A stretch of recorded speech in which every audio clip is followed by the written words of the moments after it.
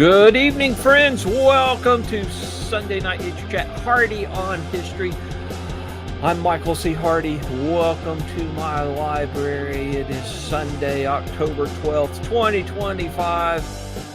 It's dark outside, which is okay with me. It's been a beautiful day here in the mountains. Got up to about 60 degrees, partly sunny, just absolutely gorgeous. I hope it's gorgeous where you are. If you get a chance, drop me a note. Let me know where you are watching from. And hey, we got a lot of exciting things going on this evening. Been an exciting past week. I spoke on Wednesday night twice. Once to the Wabash Inn Mess podcast. As soon as I get a link, I will show that. Also, after that, at 10 o'clock Wednesday evening, spoke to the Civil War Roundtable that meet out in Los Angeles. So it was a long night. Talked about feeding Lee's Army of Northern Virginia. And it was great. And then on yesterday, me and Elizabeth and I, went down to the Wilkes County Public Library in Wilkes County, North Carolina, Wilkesboro, North Carolina. And they were having a history and genealogy festival. And we sat up there and sold a few books and talked a lot of history. Thanks everybody who came by the table. Great to see everybody as well. I will be in Greensboro, North Carolina this Thursday evening. Niels, good to see you. Before you ask, I have not looked up yet where it is that I'm going to be speaking. I have to find that. I'll let you know as soon as I do and what time. I have to go back and check my email, and I didn't have a chance. Say again. Okay. So Elizabeth said there's music playing over my video. If you can hear that, let me know. What kind of music? Rock music? Yeah, rock music. Oh, let's hit that button. Did it go away? Did it sound really neat? Everybody need to get up and dance? Yes. Did it go away? It's gone. Oh, well, I was sorry about that. I was in here playing meshing buttons before we got started this evening, trying to learn some more about StreamYard, and apparently I didn't turn that one off. But Robert said it was a nice intro. Cool. Well, we'll say I planned it that way. How's that? Yeah, you just need to turn it off a little sooner. I just need to turn it off a little sooner. Good evening, Williams. Good to see you. Hope everybody's doing really well. As I said before, I'm going to Greensboro this Thursday evening. Looking forward to that, going down and chatting. Been working on this new manuscript about Western North Carolina, East Tennessee, and the American Revolution. It is due on Wednesday. So if you email me in the next couple of days and I don't respond, it's because I'm busy. I only really have two things left to do. I have to drop the pictures in. I have to create the index. And if you've heard me talk before or you've ever indexed a book, that is like the worst thing in the world. But it's one of the most important because people a lot of times will pick up a book and look in the index first. I am guilty of that. If I don't look in the index first, I look in the bibliography first. Yes, we get to index either tomorrow afternoon or Tuesday morning. There's Tom Belton. Good to see you, Tom. David Pope. Al, hope things are well from southern Middle Tennessee. I was over your way a month ago. Had a great time.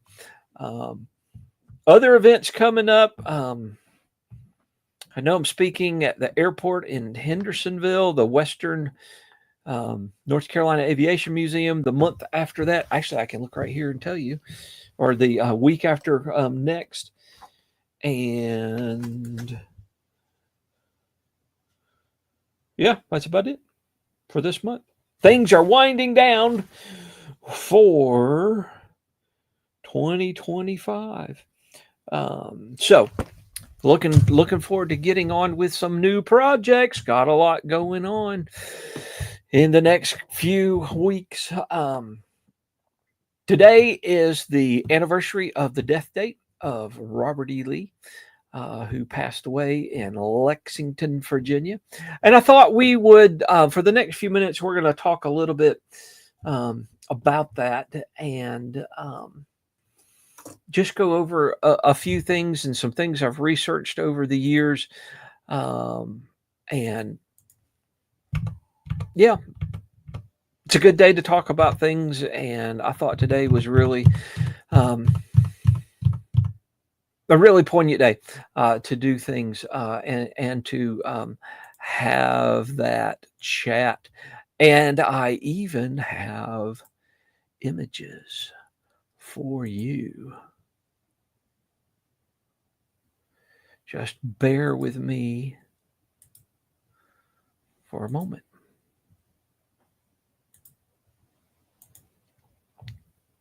So many of you are probably very familiar with the death of Robert E. Lee.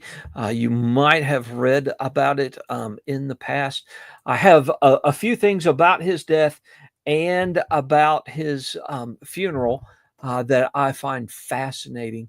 And one of those on the night of his stroke, right before he left, he had he was headed to church, and he had a vestry meeting after that. And Mildred, his daughter, is sitting there playing the piano as he's getting ready to go out. And she's playing one tune called Songs Without Words, and then she switches.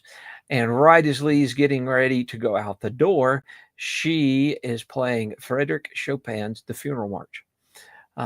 So if you've never heard that tune, very famous tune, I encourage you to get out there and look it up and give it a listen. So Lee goes to this meeting and he comes back and he's a little late. Of course, Lee is the president of Washington College, and he goes to the chapel and he goes to the meeting. And he comes home, goes upstairs, takes off his coat and his cape, returns downstairs, sits down, because some of his family have gathered around the table and he's getting ready to pray and they're getting ready to eat. And he fails to have words and he sinks back in his chair. And of course, people are alarmed. Mary Lee calls for her son, Curtis. Mildred is in the parlor with two young students and she comes. And, you know, not long after Lee sinks back in that chair, they send for a couple of doctors and it takes them about 15 minutes to get there. Lee is moved from the dinner table to the chair that he has there in the parlor. The doctors arrive, they place him on a couch, they remove parts of his clothes, and they will order his bed brought from upstairs to downstairs, and they put cold cloths on his head and hot cloths on his feet. And then he gets in the bed, Robert E. Lee gets in the bed, and he sleeps for pretty much 2 days and nights. And everybody is watching over him at this point in time. Very worried. I read in my notes here that they literally prescribed to him 9 different medications at that time, trying to help him. And it's possible that the doctors actually did more harm than good. One of the medications that they gave to him prevented him from coughing, which probably allowed pneumonia to develop. And maybe more than the stroke, that is what killed him. So this goes on for about 2 weeks. Lee is gravely ill. He's there in the dining room of the president's house at Washington College. And the doctors are in. He's not comatose at this time. He's able to recognize people. He says short sentences and other things. This is an image of the president's home there at Washington College. But they really, there's really not a lot that they can do besides watch over him. Colonel William Preston Johnston, the son of Albert Sidney Johnston, who's a graduate of Yale University and was an aide-de-camp to Jefferson Davis during the war, is there. Johnson was chairman of history and English literature at Washington College, came at the request of Robert E. Lee. As I said, he's not paralyzed. He does get out of bed a couple of times. He recognizes people. He does eat at some point. He was not nearly as vocal as normal. But at one point he even said that he felt better. But later he would say that it was no use, referring to the medication that the doctors were giving him. So things are okay. I think they had hope that Lee would improve for the first few days. And they even said, one of the doctors even wrote on October 6th that Lee's consciousness was increased that day, and that he was speaking some sentences at that point in time. Things kind of turned for the worse on the morning of October 11th, maybe even the evening before. One of his doctors would write that his pulse became feeble and rapid and his breathing hurried, and that he was seen about midnight. He was seized with shivering from extreme disability. And it's that point that Dr. Barton announced to the family that, Lee was probably really in danger. That morning, October 11th, Lee's physicians found the general sinking, less observant. Pulse was 120, very feeble, respiration hurried. And Lee just really sank from that point. Complications of the stroke, of pneumonia, of, as the doctors would say, silent aspiration. And of course, we know that Lee will pass away on October 12th of 1870. And that's the private part. There are not a lot of people in the house. Mary Lee is there, his daughter's there, Curtis is there, William Johnston is there, and the doctors are there. But there's not really anybody there. And it's a very private event when Robert E. Lee passes away. After he passes, it is Mildred that gets his clothes ready. He is dressed in a suit of black. He probably the suit that he bought for Rooney's wedding in November of 1867. And he's there in that room for the next couple of days. It is announced publicly. The bells in Richmond are tolled. Academic exercises at Washington College are suspended. The student body all knows this. Student body at Washington College, the student body at Virginia Military Institute know that. At noon on October 14th, a large group of people gathered at the president's home. Their purpose was to escort the remains of Lee from the president's house to the college chapel. And so while if you've ever been to Lexington and Washington College, it's a short distance from Washington, from the president's home to the chapel. But they didn't take that short distance. They will actually make this route all across town, not all across town, but through town, bearing Lee's remains. There are a lot of people involved. So the procession itself was under charge of Professor J.J. White. He is there. They have a group of former Confederate soldiers, all wearing suits.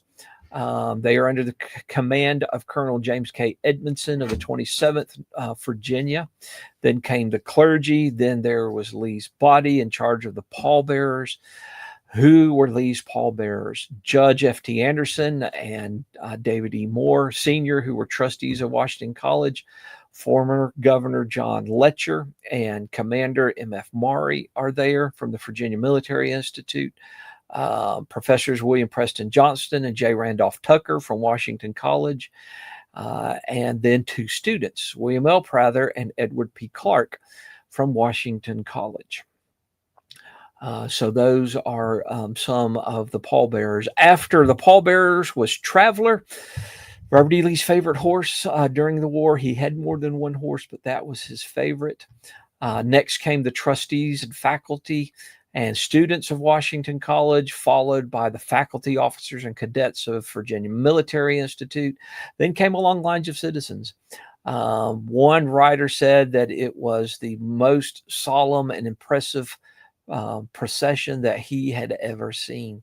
Once they reached the chapel, General Lee's body is taken from the hearse and carried by the pallbearers into the chapel where it would lie in state.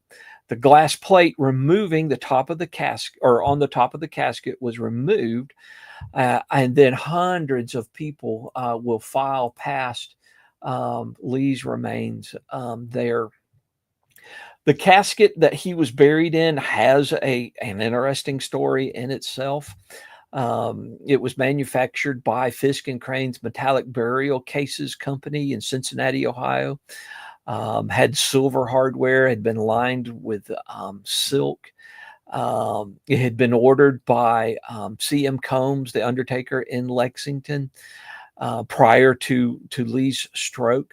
Been shipped from Richmond, had been stored at the warehouse in Lexington, but before Combs could pick it up, there was a flood in Lexington, and the warehouse was partially flooded, and a lot of the contents washed down the river.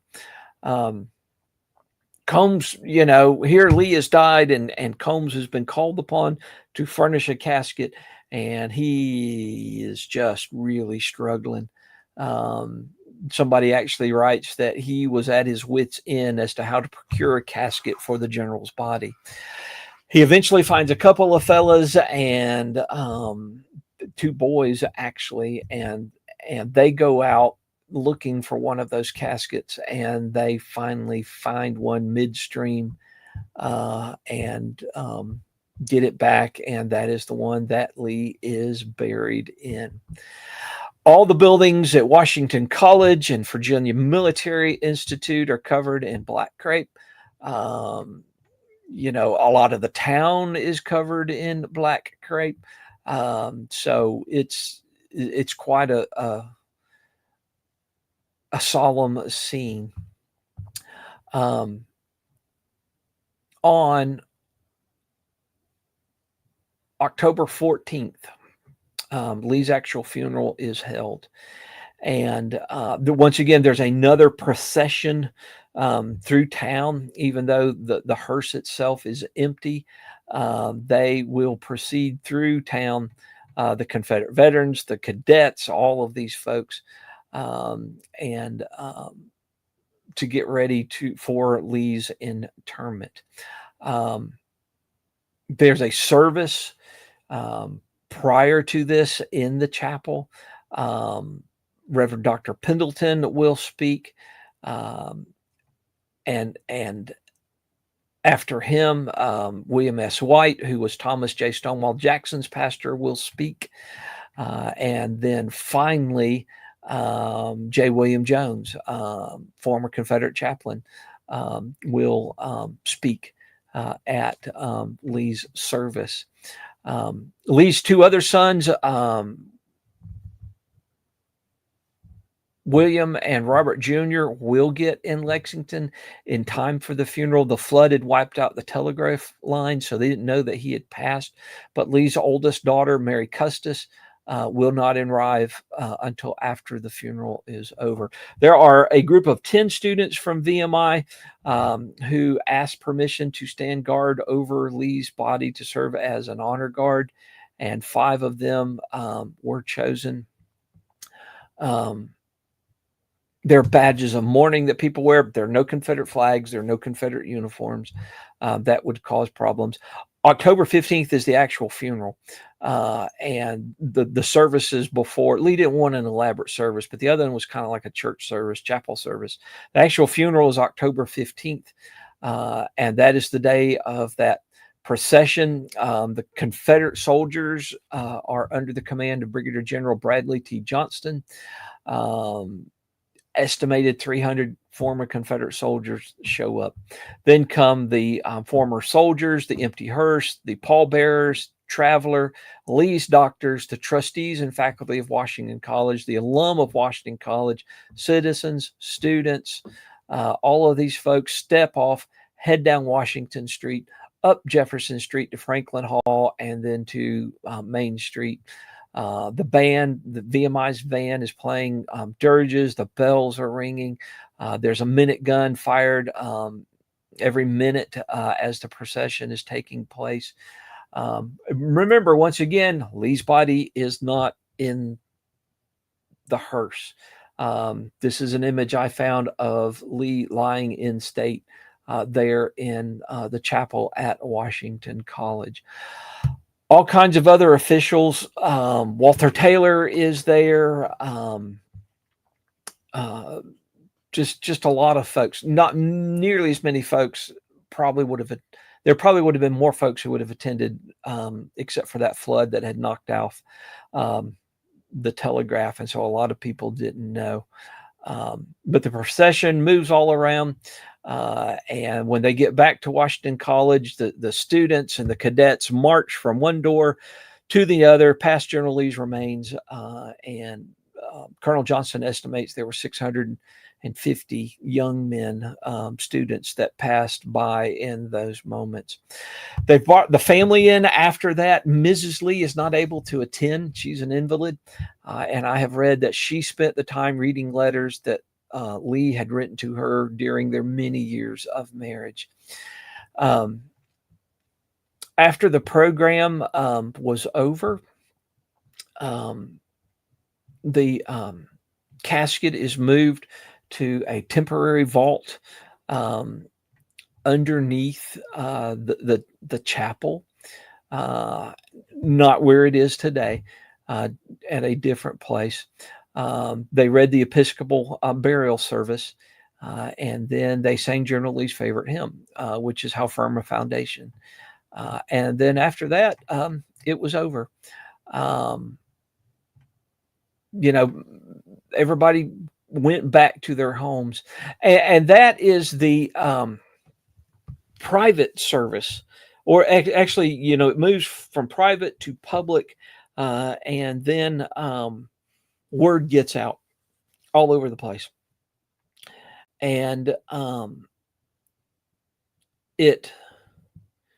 there are so many different cities and towns throughout the South that have their own funeral services for Robert E. Lee. There was one in Louisville, Kentucky, in Raleigh, North Carolina, in St. Louis, Missouri, Savannah, Georgia, Baltimore, Maryland, Washington, D.C. Businesses across the South, were closed. Bells were sounded in Charleston, South Carolina, and Augusta, Georgia, and Selma, Alabama, and Memphis, Tennessee. It's just, I don't think we can, it may be hard for us to grasp just all of the different places that commemorated Lee's life. Newspapers across the South will have their front pages in black outlines, which was a common thing in that time period when someone died. The letters would be, the newspapers would be edged in black. Flags would fly at half mast. In Wilmington, North Carolina, the flags on the shipping were half mast. The flags at the British and Danish vice consulates were half mast. Same thing's true in New Orleans and in Charleston and Savannah on all of these ships. Even in Savannah, for a short time, the flag of the United States Customs House was seen at half mast. So Lee's funerals, plural, all across the South are major events. Large group of men will gather in Vicksburg, Mississippi, and other places, pass resolutions, et cetera, et cetera, et cetera. So I thought here on the 155th anniversary of Lee's death, it was important to maybe, just go over some of those things. And some of those things you might not have ever heard of before. Just fun. Some of those things.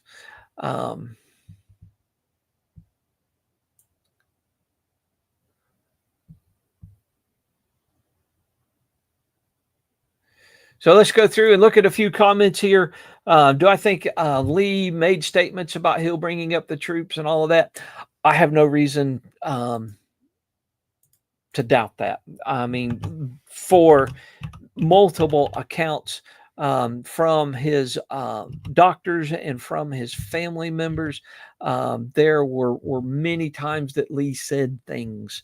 So it's entirely possible. He was not, I know some people who have a stroke are not able to talk.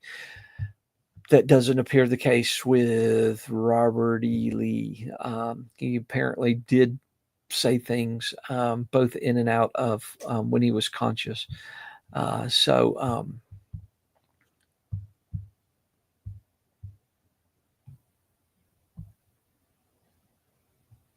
Just I'm reading comments. Pardon the silence. Maybe I should turn that music on.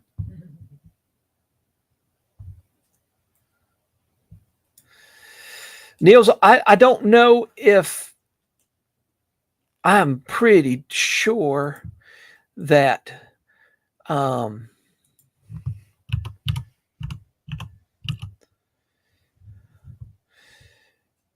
pretty sure that Jefferson Davis wrote Mildred Lee. But I'll have to go back and look. It was not something on my list at the time, or that I was working on this. So we'll have to go back and look at that. Yep, General Early was not there. How soon after Lee's death was the university renamed? I don't think it was long at all. Of course, it was Washington College, and then it was Washington and Lee College, and eventually became Washington and Lee University. Unfortunately, Washington and Lee University are not real excited about their history these days. So originally, quick overview, it was called the Augusta Academy when it was originally founded in 1749. The name was changed to Liberty Hall Academy in 1776, Washington Academy in 1796, and Washington College in 1813. And then this says that it was renamed just shortly after Lee's death to Washington and Lee College. So probably within days or a couple of weeks after he passed. Hope that answers your question there, Al.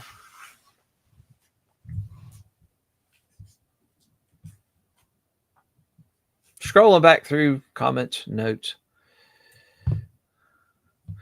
Yes, Traveler is buried outside of Washington or Lee Chapel. I think it's gone back to University Chapel now. I don't actually know what it was called. It was probably just called the chapel or the college chapel in Lee's lifetime. And then it was called Lee's Chapel for decades, probably a century. And I think they've gone back to a more generic name in the recent past. And maybe one day we'll get that fixed. So Tom asks, great question. Did the Undertaker come to the president's house and embalm Lee following his death? I have never seen a reference to that, but considering that it was 3 days after Lee died that he was buried, I would assume yes. But that's a great question. I've never seen reference to that happening. But usually, if you were not embalmed, you were buried within 24 hours. So that is the norm in that situation. But Tom, I've never seen that, never seen reference to that. And our friend Tom Belton has a new book coming out on North Carolina's Civil War flags that are housed at the North Carolina Museum of History. Looking forward to that soon, hopefully soon. Publishers are funny people. Really looking forward to that, Tom. So while I was doing this research, and this is for a much bigger project that hopefully one day I will get done, even though I've started it and stopped 2 or 3 times. I was at the archives at Washington and Lee College doing some research on this. And one of the envelopes that the archivist brought us, Elizabeth was with me. This was a really long time ago. I don't think Isabella had been born yet. And my mom and dad had come up and were watching Nathaniel, and I think had been to Gettysburg, and we had stopped on the way back, and the archivist brought us a envelope, and in that envelope were flowers that had actually been on Lee's casket during the funeral. And that was really, really cool. That ranks up there as one of my coolest of all time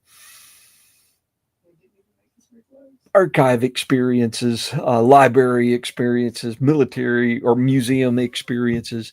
There have been a few over the years, but that's like within the top couple. Just amazing, just an amazing experience. Of course, Lee is buried there at the chapel. They would eventually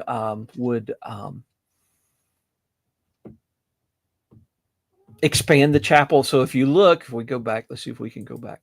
If you look, no, we can't go back, but we can go forward. This area right here, that didn't work, did it? Let's try it again.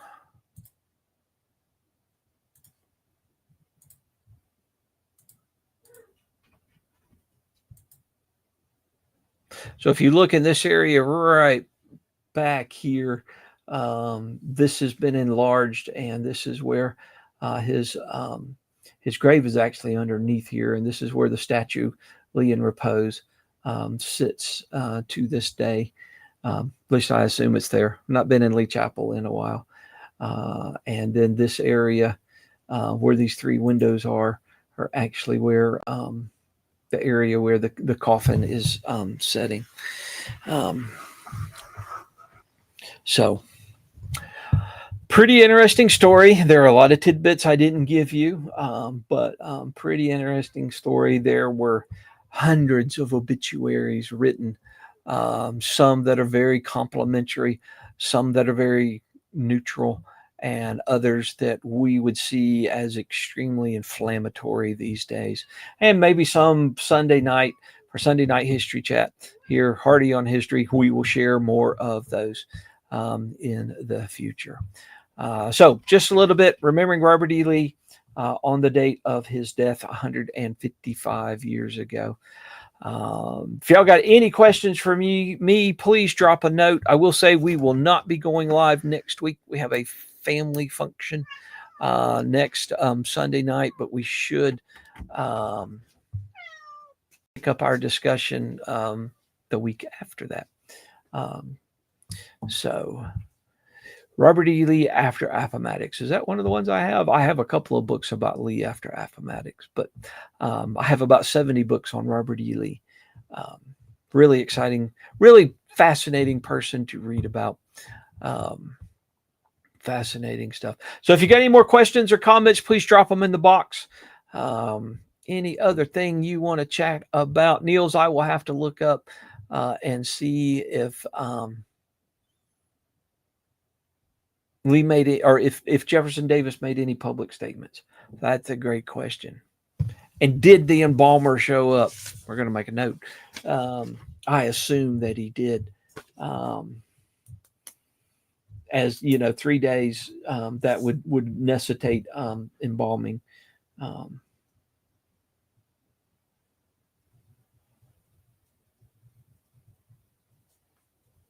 But I'm pretty sure that Davis wrote Mary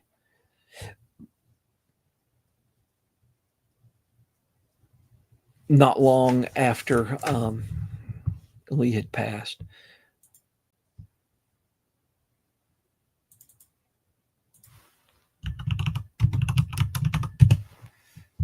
Let's check here.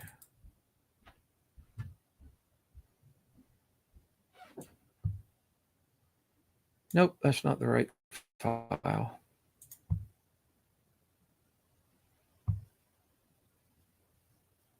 Niels, well, I'll just have to dig more into that and see what we can find. So, folks, thank you so much for joining. I didn't actually go and look and see if there are any more questions.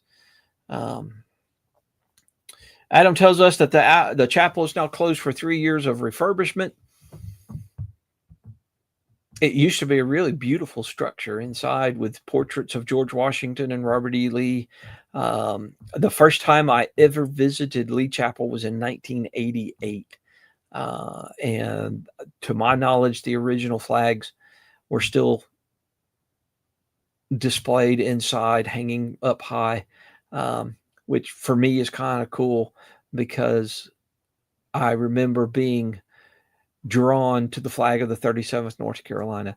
No idea that I would ever write a book on that regiment. But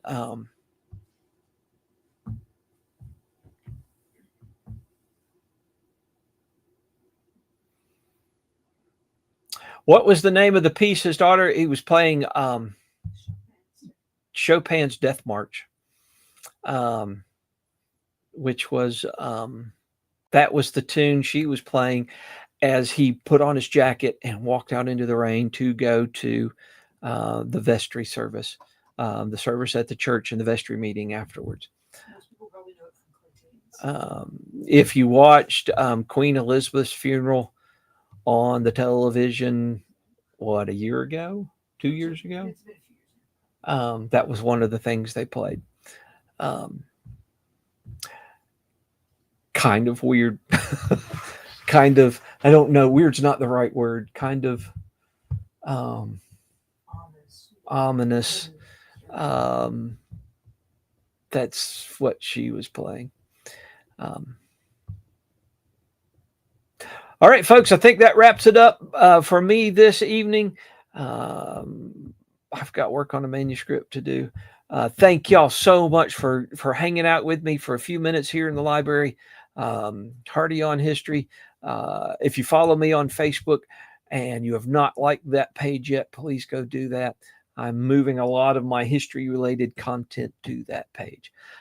Thank y'all so much for joining me here on this beautiful fall evening, at least where I am in North Carolina. I hope every one of you have a great week. Please get out, continue to research, share that history. That's what it's really all about. Y'all have a great evening and God bless.